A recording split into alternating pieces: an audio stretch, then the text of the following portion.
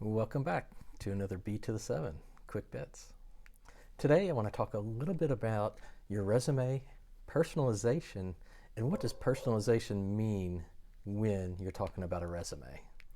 So I went through a job search about this time last year, so I want to share some of those experiences with you. Keep in mind, not every job search is the same, but personalization is one of those that should help the majority of people. So what is personalization of your resume?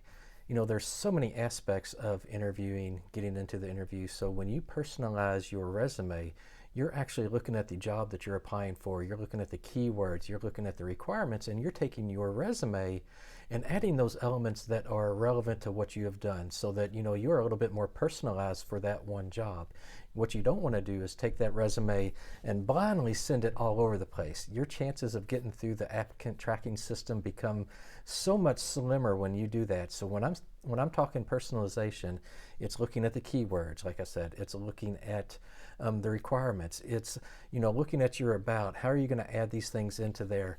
And the big thing about a resume, and keep this in mind, it's to get the interview. So keep it simple, keep it concise, follow along, the main things that an interviewer may find interesting so that you can then get the interview. And once you get the interview, you can go into as much detail as possible, but it's the personalization part that's really going to get you in the door. It's going to get you through that applicant tracking system, and it's going to get you that interview.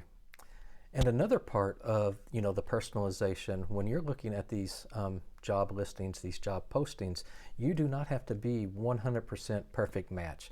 Think about a 75%, 80%. These are the things, once again, if you can show within your resume that you're capable of achieving most of it, and then showing capability of learning once you get on the interview, you don't have to be a 100% match for every job that you apply for. So keep that in mind along with the personalization. And also, the cover letter is also another important element that also needs to be personalized for each position that you are also applying for. I do hope that these tips are helpful. Things for you to take away from this, your action items. Look at your resume. Take that resume, let others look at it, see if it makes sense to them. Is it something that's going to, draw attention? Is it going to make it through the applicant tracking system? Is it something that's going to be interesting for someone that's going to be interviewing you to want to know more? Feedback from other people is extremely important. Look at the way things are worded. Is it too wordy? When I look at a resume itself, at times I can be like, oh gosh, this is just so much that. Give the details, give the quick hits enough to where I want to be interested enough to then talk to you. You all have a great day. Connect with me on LinkedIn. Follow me at B to the 7 on Twitter.